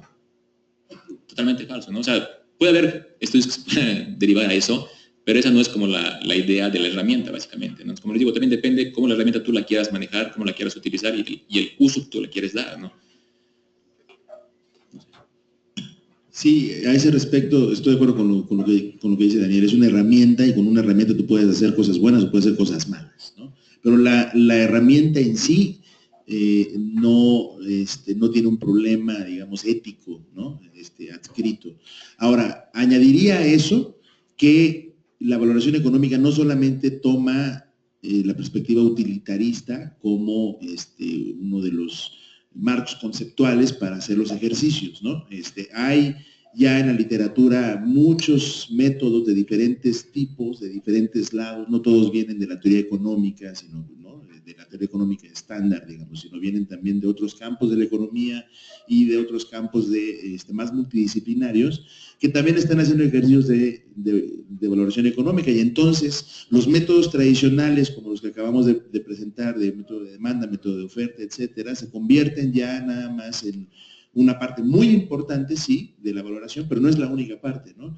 Hay, por ejemplo, hay un estudio asociado a una iniciativa internacional que se llama La economía de la biodiversidad y los ecosistemas, pueden buscarla, y tienen, digamos, un capítulo de teoría económica, vamos a decir, que está detrás de la valoración, y no solamente se incluyen estos métodos, se incluyen métodos de economía de insumo producto, por ejemplo, se incluyen métodos que vienen de la ecología industrial, el cálculo de las huellas ecológicas, en fin, ¿no? Y son métodos de valoración económica también, pero que no están adscritos nada más a la versión utilitarista. Entonces tampoco se puede reducir a que toda la valoración económica es utilitarista, ¿no?, por un lado, y que aquella que sí es utilitarista es para poner un precio, tampoco, ¿no? ¿Listo? Bueno, aquí dice, las metodologías presentadas pueden variar mucho dependiendo de los beneficiarios y el resultado final puede variar mucho dependiendo de los beneficiarios. Esto puede ser fácilmente debatible. ¿Es cierto? ¿Qué opinan? Bueno, sí, o sea, totalmente de acuerdo en el sentido de que tú tienes básicamente como una receta, se podría decir, que es, por ejemplo, valoración contingente. Pero obviamente que esa receta no la vas a poner la misma a todos los casos, ¿no? Sino que básicamente tú tienes que hacer un estudio previo para ver cómo son las condiciones en el lugar en el cual tú vas a hacer el estudio de valoración económica, ¿no? O sea, no es que te voy a dar una receta y vas a aplicar a todo y que todo te va a salir bien, ¿no? Sino que previo tienes que hacer como un análisis de cuál es la situación del lugar, cuáles son los objetivos que estás buscando, quiénes son los beneficiarios, quiénes pueden ser los perjudicados, no sé. Es como tratar de hacer una visión previa para ver realmente qué tipo de metodología tú puedes utilizar y con qué fin tú vas a utilizar la metodología, ¿no? Sí, yo a eso añadiría que los métodos son diferentes entre sí, como vimos, pero además no es que uno agarre y diga voy a valorar un servicio ambiental y entonces elijo el método que mejor conozco, ¿no? Sino que los métodos muchas veces también están asociados al tipo de servicio ambiental que tú quieres valorar, ¿no? Hay tipos de valores que no se pueden medir con algunos métodos y con otros sí. Por ejemplo, valoración contingente sirve mucho para estimar valor de existencia, ¿no? Pero no te sirve, y el valor de existencia no lo puedes estimar con costo de viaje o con precios hedónicos o con otro, ¿no? Algunos de los métodos. Hay métodos que, o sea, no solamente son distintos en su técnica, sino también son distintos en su aplicabilidad. Entonces ahí depende, en efecto, ¿no?, qué es lo que quieres hacer con el estudio de valoración, a quién, ¿no?, cuáles son los agentes involucrados y cómo quieres influir tú, digamos, en los procesos asociados al lugar de los que depende el servicio ambiental, y entonces ya tomas una decisión de qué método es el que mejor te puede ayudar. Sí, simplemente que a veces son los mismos beneficiarios, en algunos casos, quienes están más preocupados por algún tipo específico de servicio ecosistémico. Entonces, como dice Carlos, pues dependiendo de esas preocupaciones que hay específicas, se elige el método adecuado, nada más. Una pregunta ya con respecto al uso de los métodos y los resultados. ¿Qué pasa si en un estudio de valoración económica el valor es sumamente bajo, ¿no? Por ejemplo, una valoración contingente, las comunidades responden que no dan valor a un tipo de servicio ecosistémico en particular. Bueno, yo diría que eso se puede deber a varias cosas. En el caso particular de la pregunta de una valoración contingente, si las personas encuestadas y los grupos encuestados, es decir, a ver, el valor que tú vas a obtener en un estudio como ese está influenciado básicamente por dos cosas: por las preferencias de la gente, por la preocupación que pueda tener la gente sobre ese lugar o el servicio, y por el ingreso que tienen, ¿no? O sea, lo que la gente dice que está dispuesta a pagar, ¿no? Para promover la conservación puede estar muy restringido por las condiciones de ingreso en las que se encuentren. Entonces, si tú encuentras en un estudio de evaluación contingente un valor muy bajo, pues puede deberse a eso, ¿no? O puede deberse a lo otro que simplemente no les importe. Yo lo que diría es que cuando uno hace además un estudio vamos a suponer que ese es el caso, ¿no? Que uno hace un estudio de valoración y encuentra un valor muy bajo, sorprendentemente bajo, y que crees que no te puede ayudar. ¿Qué haces en una situación como esa? Pues dices, bueno, estaba yo valorando un solo servicio que está asociado a un ecosistema que produce muchos más servicios, ¿no?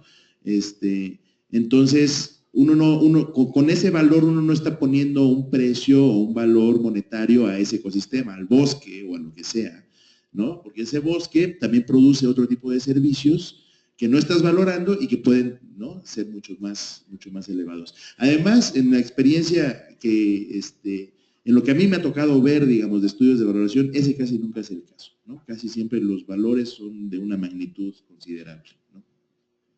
Sí, y también para complementar, puede ser que a lo mejor en algunas comunidades tú haces el ejercicio y te puedes encontrar con un valor bajo, ¿no? Pero también tienes que tomar en cuenta que no necesariamente, digamos, las metodologías de valoración es desde un punto de vista monetario, ¿no? Hay algunos bienes y servicios ambientales que tú no los puedes poner en términos monetarios, porque si no, todo lo podrías poner en términos monetarios y en cuanto a la valoración. En comunidades, por ejemplo, a lo mejor no es importante desde el punto de vista de la cuantificación monetaria, pero a lo mejor un recurso natural puede ser importante desde el punto de vista de la organización de la misma comunidad, ¿no? El capital social que tiene, por ejemplo, que puede ser mucho más importante que a lo mejor tú no lo puedes medir en términos económicos. Pero para eso, por ejemplo, como decía Carlos, hay otras metodologías en las cuales uno puede recurrir. Por ejemplo, hay una metodología que se llama economía experimental, que, digamos, a través de la economía experimental uno quiere tratar de estimar el valor, no económico, pero el valor que la sociedad le puede dar a un recurso natural. Entonces, yo creo que hay que tener ahí, como diferenciar eso básicamente, ¿no? Si tu valoración va a ser desde el punto de vista monetario, que quieres poner un valor económico, o desde el punto de vista no tanto monetario, más como la parte de las redes sociales, del capital social, que puede estar generando una gran riqueza y bienestar de la sociedad, ¿no? Porque, o sea, no tenemos que olvidarnos que esto de la riqueza y del bienestar no necesariamente es dinero, ¿no? Y yo creo que eso también tiene que estar importante en este tipo de debates que tenemos que ver. La riqueza y la sociedad, la riqueza y el bienestar de una sociedad también se puede medir por otro tipo de variables, que no necesariamente son monetarias, ¿no? Y que sí pueden reflejar que es muy importante un servicio para cierta sociedad, ¿no?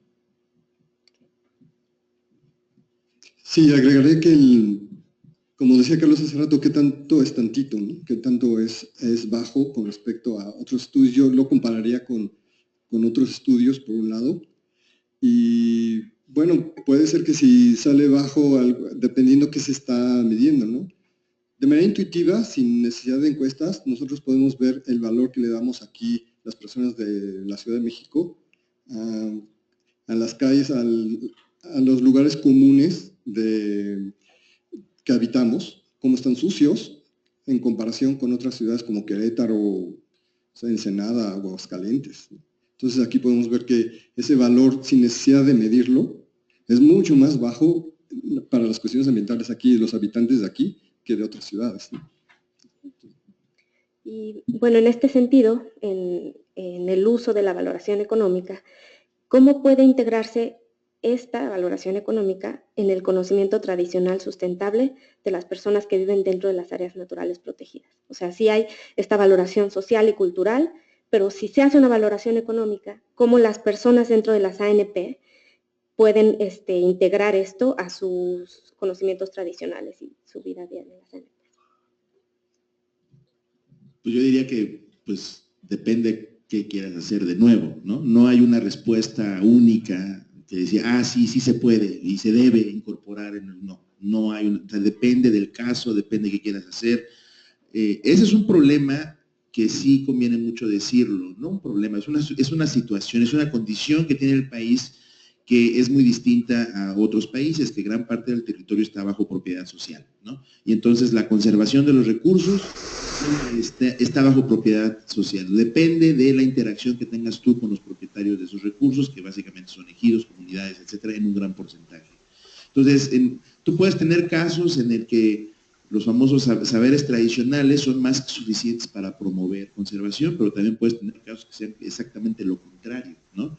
Y de hecho, un poco es eso, ¿no? Porque en la reforma agraria, en la distribución de la tierra en el país y demás, los bosques que te quedaron porque eran en los terrenos en los que no se podía cultivar de un modo tan sencillo, ¿no? Entonces, pues, ¿qué tanto un ejido o algo así por sí solo va a conservar? No necesariamente siempre, ¿no? Entonces, ahora puedes tener tú casos en los que sí, ¿no? Entonces tienes que distinguirlos, ¿no? No puedes tú tratar a todos los ejidos y a todas las comunidades con el mismo criterio. Entonces tú tienes que ver qué es lo que está pasando. Ahora, por ejemplo, ¿no? Si estamos hablando de una comunidad, de un ejido, en una zona cafetalera, en Chiapas o algo así, pues un estudio de valoración económica de potencial acceso al mercado, por ejemplo, ¿no? Les puede ser a ellos muy útil, dada la condición de marginalidad económica en la que se encuentran, ¿no? Entonces, yo diría que depende, de nuevo, otra vez, depende de cuál sea tu objetivo y qué quieras hacer tú. Sí, también el punto es que generalmente uno piensa que cuando hace valoración económica o valoración socioeconómica, lo está viendo o estás valorando desde el punto de vista de la sociedad que está por fuera de las áreas naturales protegidas, ¿no? Pero yo creo que también cuando se hace este tipo de ejercicios de valoración es muy importante cómo la gente que vive o que está dentro de la área natural protegida, que realmente usa los recursos naturales, valora esos servicios ambientales, ¿no? Entonces, para eso les digo, a lo mejor no se puede recurrir con una metodología de valoración económica, sino con una metodología que no es en términos monetarios, pero como también te da de ver cuál es el valor que las mismas personas que viven dentro de la área le dan al recurso natural. Y también no tenemos que olvidar desde el punto de vista que a lo mejor es como yo les diría mañana, por ejemplo, Carlos, mañana tú no puedes usar la cocina, ¿no? No vas a cocinar. Sería lo mismo que le puedo decir a alguna persona que está en las áreas naturales protegidas. Señor, es que es súper importante la extracción de los recursos pesqueros desde el punto de vista de tu economía, pero tú desde mañana no vas a pescar. Es que me diría Carlos, como decía, Carlos, tú mañana no vas a entrar a la cocina porque no puedes, ya, no puedes usar eso. Entonces, también hay que tratar de ver qué forma se le puede tratar de ver que esos ejercicios de valoración que van a dar ese resultado tienen que ir como compensación también con Carlos, ¿no? Si no le voy a decir, no te voy a dar, no entres a cocinar a la cocina, pues no sé, le tengo que dar facilidades para que tenga ir a otro lado para comer. Entonces yo creo que también tiene que ver mucho con esa parte de la valoración, ¿no? Saber realmente ese punto, la gente cómo piensa dentro de las áreas naturales protegidas y como ver qué alternativa se le puede dar para que no usen los recursos naturales, ¿no? Sí, si yo no entro en la cocina, pues sí podría entrar al comedor. Pero yo creo que lo que comentamos hace rato es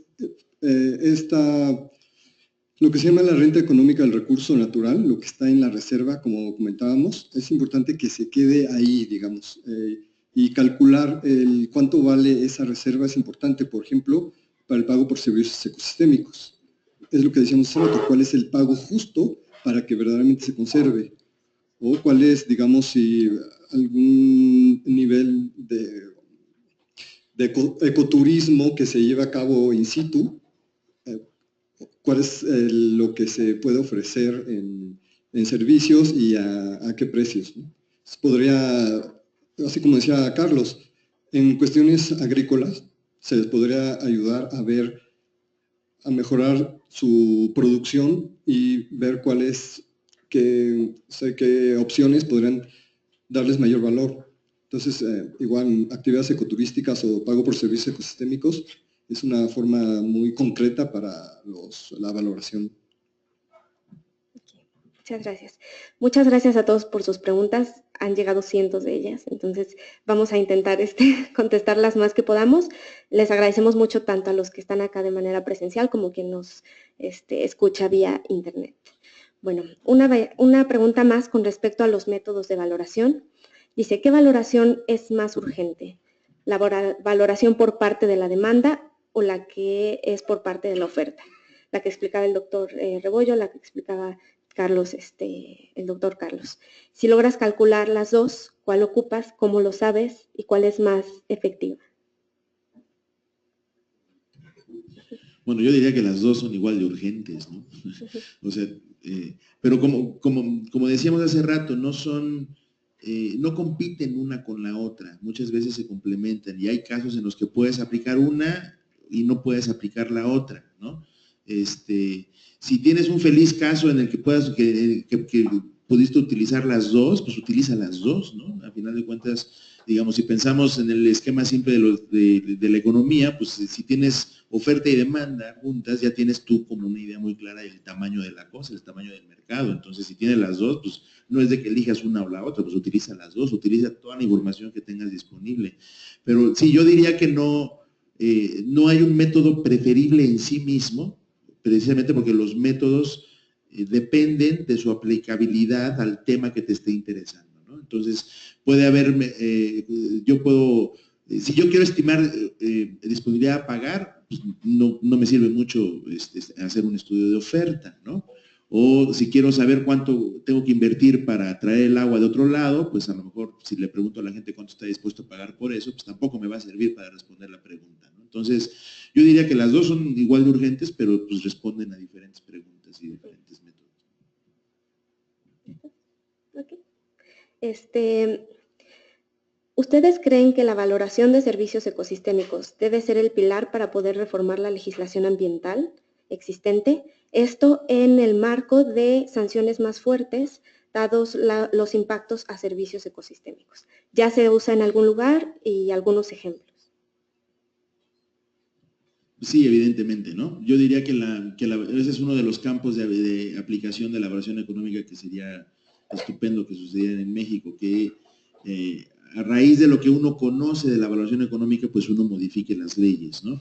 De hecho, uno de los métodos, el de valoración contingente, surgió como una necesidad jurídica, penal prácticamente, ¿no? Para determinar las multas que se iban a aplicar a quienes pues afectaban negativamente a los ecosistemas. En particular, por ejemplo, el famoso caso del Exxon Valdez a principios de los 80, ¿no? Ahí se instauró, el gobierno de Estados Unidos instauró un panel con premios Nobel y dijeron, díganme cuánto le voy a cobrar a la Exxon, ¿no?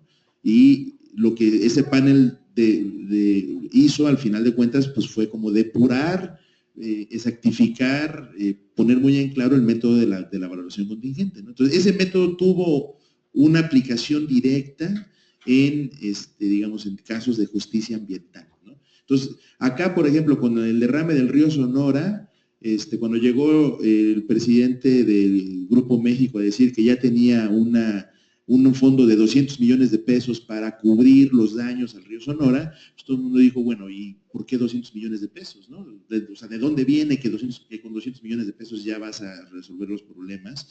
Y a final de cuentas, pues no, se le puso una multa como de 2,000, ¿no? Pero tampoco está claro si con esos 2,000 se cubre todo, o cuáles son los criterios que estuvieron detrás de fijarle la multa de 2,000 millones de pesos, ¿no? O sea, ahí la valoración económica tiene un papel clarísimo que jugar en la legislación y en la procuración de justicia ambiental.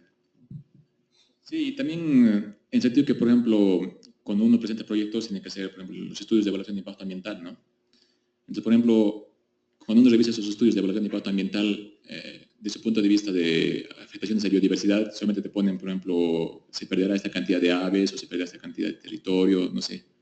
Pero, digamos, sería súper interesante o un gran avance en el sentido de que, por ejemplo, estos estudios de evaluación de impacto ambiental también tuvieran en cuenta este tipo de metodologías. O, digamos, algunas aproximaciones a tratar de cuantificar en términos monetarios cuál sería el impacto que pasaría si ocurre algo, ¿no? Por ejemplo, con el caso de Tajamar, ¿qué pasó, no? Que recién hubo el problema de Tajamar y recién todos estamos aquí, oye, no, pero se perdió el humedal, Tajamar, que es súper importante, pero ¿y ahora qué pasa con esto? ¿Cuánto tienen que dar como compensación? Entonces, no llegar a eso. Lo que hay que tener en cuenta es que los estudios de valoración económica ambiental pueden ser previo a algo o post el problema que puede surgir, ¿no? Es una herramienta más. Y algo súper importante es que tienen que ver que los métodos de evaluación económica no es la herramienta que va a decidir hacer todo el cambio. Es una herramienta más que se va a tener para poder hacer el tema de conservación. No es que va a ser, con esta tomamos las decisiones y ya, es la última, ¿no? La última novedad. No, es una herramienta más que se tiene como sociedad para tener a utilizar para el tema de conservación, básicamente, ¿no? Yo antepondría a la valoración, la metodología, algo conceptual. Yo creo que para la ley, aquí, digamos, como que los derechos individuales son los que están explícitos. Algo que no existe en la ley son los derechos del uso común. Por ejemplo, algo que nos tocó aquí en la Ciudad de México es que con el programa No Circula hubo quien se pudo amparar y de ahí se vino una serie que ya conocemos. Si la ley hubiera tenido un principio de bien común que se antepusiera al bien privado, no se hubieran podido amparar y no hubiera habido ese problema. Y muchas de las políticas estarían enfocadas al bien común, que acciones individuales no puedan afectarlo negativamente sin una penalización. Entonces yo primero pondría este concepto de bienes comunes y ya después de la herramienta, el instrumento de saber cuáles son las sanciones, como comentaban Carlos y Daniel, a quien viole el derecho de uso común. Okay, bueno, muchas gracias. Lamentablemente ya tenemos que cortar aquí. Solo voy a hacer una pregunta más, que es, ¿existe ya alguna guía metodológica accesible y simplificada para realizar un ejercicio de valoración de servicios ecosistémicos en áreas naturales protegidas? Pues específicamente en ANPs no sé, pero sí hay guías, ¿no? O sea, uno puede ir desde los libros de texto de economía ambiental, ¿no? Y ahí uno encuentra, pues, una explicación sencilla, introductoria y demás de la teoría económica que está detrás de cada uno de los métodos, que sería como lo primero que uno debería tener claro. Y hay documentos en la literatura internacional que exponen, ¿no? Como cuáles son los diferentes pasos, etcétera, que uno tendría que cubrir. Insisto en esta iniciativa que se llama La economía de los ecosistemas y la biodiversidad. En inglés es TEEB, ¿no? T-E-E-B, si lo buscan en internet así lo van a encontrar. Y ahí tiene un montón de documentos y seguramente ahí puede encontrar como guías, no necesariamente así como guías metodológicas para valorar servicios ambientales en ANPs en México, ¿no? Eso seguramente no lo va a encontrar tal cual, pero sí como experiencias, o sea, lo que importa ver mucho es la experiencia internacional cuando se ha intentado hacer eso, ¿no? A ver qué países, en dónde se ha intentado hacer, cuáles son las lecciones, cuál fue, por qué funcionó, por qué no funcionó, pues todo eso sí hay que, o sea, está ahí disponible. Sí, efectivamente, yo creo que el del TEEB, TEEB, es una muy buena fuente que menciona Carlos. Y sí, hay otras organizaciones grandes no gubernamentales que también tienen guías que se pueden encontrar por internet. Y yo recuerdo la del Corredor Biológico Mesoamericano, que está en español y que está también bastante clara, y creo que como una introducción es una buena opción. Tal vez podríamos hacer las referencias específicas o los PDFs y hacerlos llegar a algo así. Los podemos juntar entre los tres y ofrecer. Que sí. Muchísimas gracias. Sí. Bueno, en este sentido también, para responder a esta pregunta, también por parte de la cooperación alemana hay un proyecto en el que también se tratan las metodologías y ver la valoración económica como parte de todo un análisis de los servicios ecosistémicos. La página es www.a-b de bueno, A-O-U-T, B de Víctor, A-L-U-M, aboutvalues.net. Entonces ahí también pueden encontrar información y agradecemos mucho la propuesta de juntar las referencias y la información que podemos hacerles llegar. Por otro lado, también el proyecto Ecovalor México está trabajando en este enfoque de servicios ecosistémicos para las áreas naturales protegidas. Pueden visitar la página en Facebook y la página de la CONAM también para más información y bueno, se está trabajando también este tema. Bueno, para concluir, quisiera agradecer a todos muchísimo su presencia, quienes nos acompañan aquí en el auditorio y quienes nos acompañaron vía internet. Enviamos muchos saludos también, les agradecemos muchísimo. Un agradecimiento muy especial a los tres ponentes, el doctor Carlos López, doctor Alonso Aguilar y el doctor Daniel Rebollo, por su participación. En nombre de la CONAMP y de la Cooperación Alemana al Desarrollo les damos muchísimas gracias y informaremos posteriormente sobre la siguiente emisión del siguiente ciclo de conferencias. Muchas gracias.